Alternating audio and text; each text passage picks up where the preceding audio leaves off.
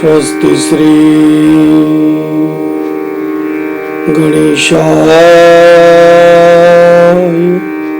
नमः।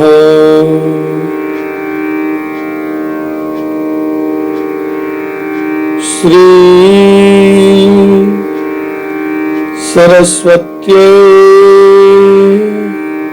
नमः। श्री गुरुभ्यो नमः। ओम नमो भगवते वासुदेवाय।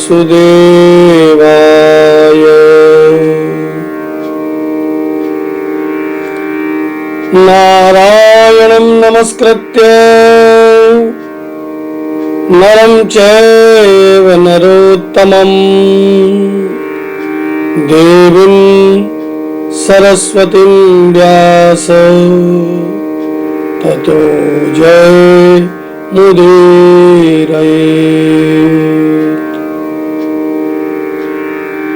कृष्णाय वासुदेवाय हरये परमात्मने प्रणतक्लेशनाशाय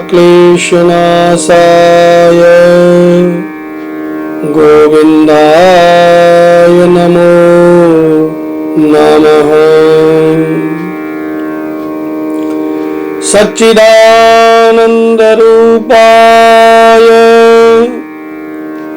विश्वोत्पत्त्यादिहेतवे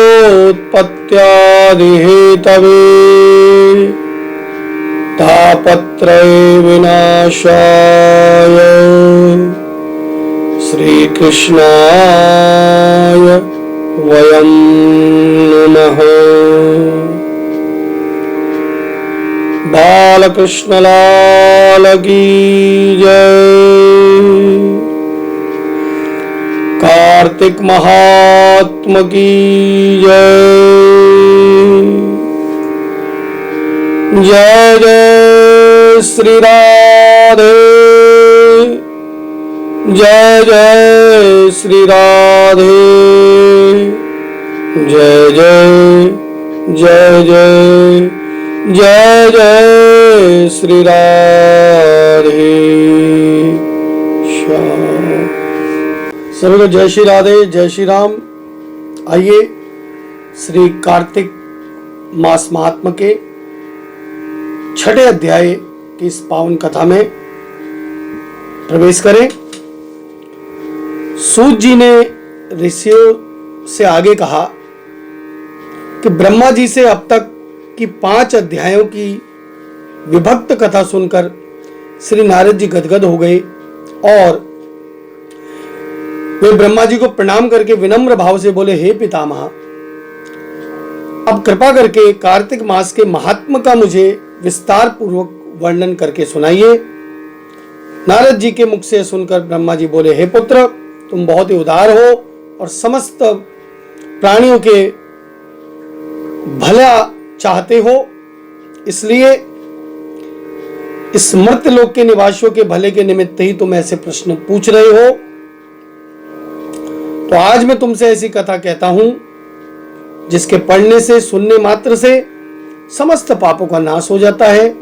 और तब ब्रह्मा जी ने कहा कि हे नारद, साधु संतों का सत्संग अति पावन और दुर्लभ होता है।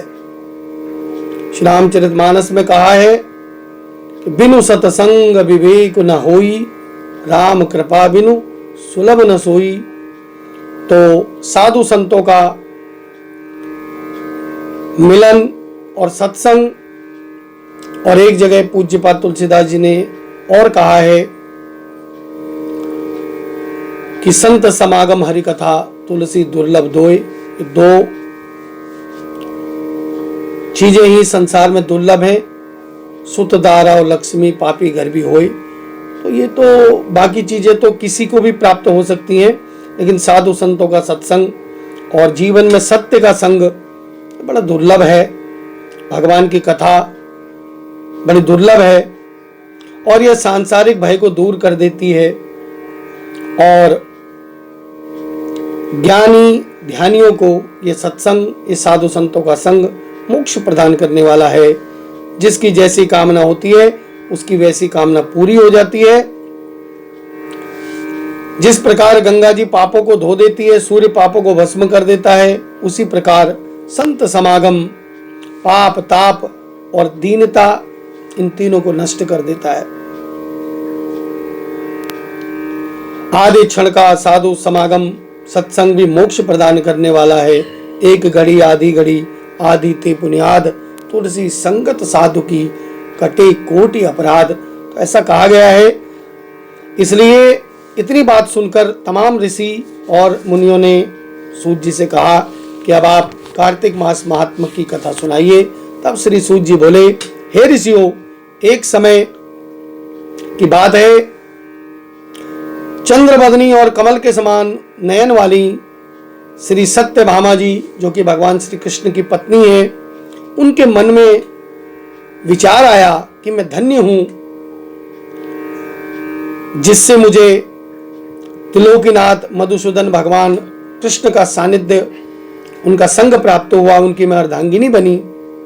और तब उन्होंने भगवान श्री कृष्ण से कहा कि हे मधुसूदन, 16,108 रानियों में आप मुझसे बहुत अधिक प्रेम करते हैं, और जिस कल्प वृक्ष की पृथ्वी पर बसने वाले प्राणी बात जानते भी नहीं, वह कल्प वृक्ष स्वयं मेरे आंगन में लगा हुआ है। चूंकि भगवान श्री कृष्ण इंद्र से कल्प वृक्ष लेकर सत्यभामा को के महल में, उनके आंगन में लगा दिया था लाकर। तो ऐसा विचार कर सत्यभामा ने भगवान श्री कृष्ण से कहा कि अब मैं आपसे एक बात पूछती हूँ, आशा है कि आप मेरे हित के लिए उसका उत्तर अवश्य देंगे। तब सत्यभामा की बात सुनकर भगवान श्री कृष्ण सत्यभामा का हाथ पकड़कर कल्प वृक्ष के नीचे ले आए और भगवान बोले, हे सत्यभामा, मैं अपनी सब रानियों में तुम्हें ही सबसे प्रिय मानता हूं। मैंने तुम्हारे स्नेह के वश सुरराज इंद्र से विरोध करके यह कल्प वृक्ष स्वर्ग से लाकर तुम्हारे आंगन में लगा दिया, और मैं तुम्हारे लिए न देने वाली अदेय वस्तु भी तुम्हें दे सकता हूं, और अकथ्य अर्थात न कहने वाली बात भी कह सकता हूं। इसलिए तुम मुझसे गुप्त से गुप्त बात जो भी पूछोगी वो मैं तुम्हें उसका उत्तर दे दूंगा। तब भगवान श्री कृष्ण की बात सुनकर सत्यभामा जी गदगद हो गई और कहने लगी, हे प्रभु, कि मुझे यह बताने की कृपा करें कि मैंने पूर्व जन्म में ऐसा कौन सा शुभ कर्म किया जिसके कारण मुझे आपकी अर्धांगिनी बनने का सौभाग्य प्राप्त हुआ, और इसके साथ ही गरुड़ में बैठकर ब्रह्मलोक, इंद्रलोक आदि में जाने का अवसर प्राप्त होता है। हे नाथ, पूर्व जन्म में मैं कौन थी, किसकी कन्या थी, यह विस्तार पूर्वक कथा मुझे सुनाइए। तब सत्यभामा की बात सुनकर भगवान श्री कृष्ण बोले, हे सत्यभामी, मैं तुम्हें सारा वृतांत सुनाता हूँ, एकाग्र चित्त होकर सुनो। तो सत्यभामा जी की पूर्व जन्म की कथा यहाँ पर आरंभ हो रही है कि सतयुग का अंत था। मायापुर नामक नगर में अत्रि कुल में देव शर्मा नामक 4 वेदों, 6 शास्त्रों, 18 पुराणों के ज्ञाता एक ब्राह्मण रहते थे। इनका नाम था देव शर्मा। भगवान सूर्य नारायण के बड़े भक्त थे। दिन रात अतिथियों की सेवा में लगे रहते थे, किंतु इनकी कोई संतान नहीं थी। बहुत बड़ी आयु में एक कन्या हुई। तब इस कन्या का नाम देव शर्मा ने गुणवती रखा। देव शर्मा के एक शिष्य थे जिनका नाम था चंद्र प्रकाश।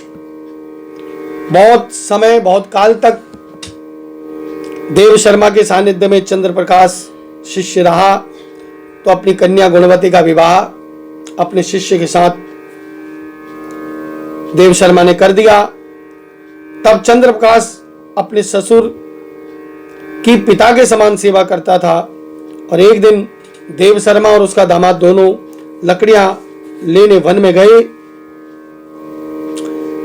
और वन में उन्होंने इधर उधर फिरते हुए एक महाभयानक राक्षस को देखा।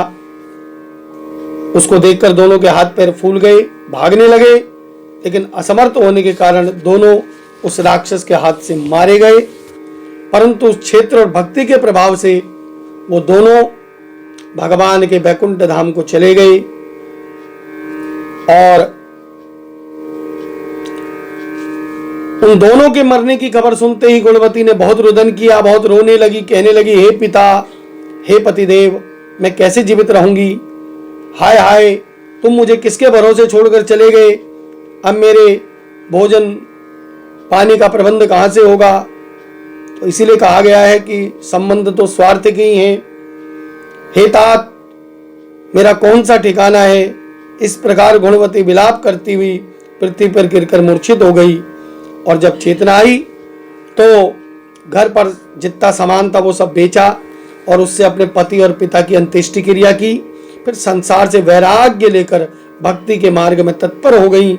और कार्तिक मास आया तभी कुछ समय पश्चात, और विधि विधान से इस गुणवती ने कार्तिक मास महात्मा का स्नान किया, पूजन किया, व्रत किया, एकादशी का व्रत किया। और यह दोनों कार्तिक मास और एकादशी व्रत भगवान को अति प्रिय हैं, मुक्ति और ऐश्वर्य प्रदान करने वाले हैं। और तब कार्तिक मास की तुला के सूर्य में जो प्रातः काल स्नान करता है, जागरण करता है, दीपदान करता है, भगवान कहते हैं कि उसके जन्म जन्मांतर के पाप नष्ट हो जाते हैं। जो मंदिर में प्रातः काल झाड़ू लगाते हैं, भगवान का पूजन करते हैं, दीपदान करते हैं, वे जीवन मुक्त हो जाते हैं। जो तुलसी के वन की पालना करते हैं वे संसार में जन्म नहीं लेते। एक दिन ईश्वर प्रेरणा से गुणवती ज्वर से पीड़ित हो गई और असहनीय पीड़ा में भी उसने दुर्बल शरीर के होते हुए भी गंगा स्नान कष्ट सहते हुए किया। और स्नान करने से शीत के मारे उसका शरीर थर थर कांपने लगा और वह शीतल होकर गिर गई। उसी समय भगवान विष्णु के दूत सुंदर विमान लेकर आए और विमान में उसको बिठाकर विष्णु लोक ले गए। यह सब कार्तिक के स्नान और व्रत का प्रभाव था कि मृत्यु के पश्चात उसको वैकुंठ लोक प्राप्त हुआ। त्रेता युग के बाद फिर द्वापर युग आया। यह सतयुग की कथा थी और उसमें एक युग तक वो वैकुंठ में रही, सतयुग के बाद त्रेता युग में। और द्वापर में जब भगवान श्री कृष्ण अवतरित होकर आए, दैत्यों के ने जब बहुत उत्पात किया, तब भगवान कहने लगे मैंने कृष्ण अवतार धारण किया। उस समय जितने विष्णु गण थे ये सब मेरे ग्वालबाल बने। और देव शर्मा जो तुम्हारा पिता था वह भी पृथ्वी पर अवतरित हुआ। और इस जन्म में वो देव शर्मा नाम का जो ब्राह्मण था उसी का नाम हुआ शत्राजित। और चंद्र प्रकाश पृथ्वी पर जन्म धारण करने पर अक्रूर नाम से प्रकट हुआ। और जो उस जन्म में गुणवती थी अर्थात तुम, इस पृथ्वी पर जन्म धारण करके उन्हीं शत्राजित की पुत्री सत्यभामा हुई। और कार्तिक व्रत के प्रभाव से तुम हमारी प्रिय हुई, अर्धांगिनी बनी। और तुमने आजन्म तुलसी के वृक्ष को सींचकर उसका पालन किया, इसलिए तुम्हारे आंगन में यह कल्प वृक्ष विद्यमान हुआ। कार्तिक मास में जो तुमने दीपदान किया, इसलिए तुम्हारे घर में लक्ष्मी का प्रकाश है। कार्तिक मास के व्रत में जो तुमने काया कष्ट सहन किया, इस कारण से तुम मेरी अर्धांगिनी बनी। और जो कोई कार्तिक मास में व्रत आदि करता है वह मुझे तुम्हारे ही समान प्रिय है। हे प्रिय, अन्य दूसरे जप तप यज्ञ दान आदि कार्तिक मास के 16वें भाग के बराबर भी नहीं होते। इस प्रकार कार्तिक मास महात्मा का 6वां अध्याय यहाँ पर पूरा हुआ। शेष कथा अगले प्रसंग में। सभी को जय जय श्री राधे।